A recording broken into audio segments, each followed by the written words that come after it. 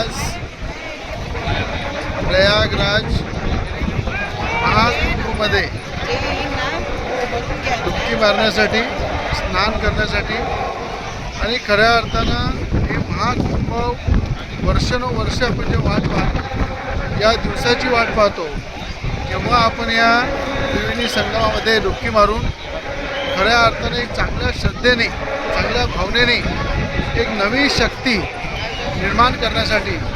एक चांगल्या डोळ्यासमोर मिशन ठेवून एक पॉझिटिव्ह काम करण्यासाठी या ठिकाणी प्रयागराज या ठिकाणी त्रिवेणी संगममध्ये, महाकुंभमध्ये डुबकी मारण्यासाठी आलेला आहे। आज तुम्ही पाहू शकता या ठिकाणी त्रिवेणी संगम या परिसरामध्ये सगळ्यांच्या सुख समृद्धीसाठी, सगळ्यांच्या भविष्यासाठी, सगळ्यांच्या आनंदासाठी खऱ्या अर्थानं मी गंगा मातेला प्रार्थना करतो की सगळ्यांच्या जीवनामध्ये आनंदमय वातावरण राहो, सगळ्यांच्या डोळ्यामध्ये स्वप्न पूर्ण हो आणि सगळ्यांच्या जीवनामध्ये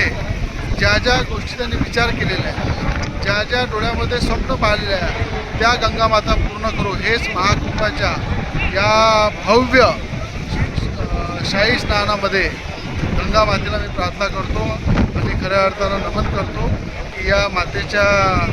साक्षीने सगळ्यांच्या जीवनामध्ये आनंदमय वातावरण, सुख समृद्धी राहो ही प्रार्थना करतो।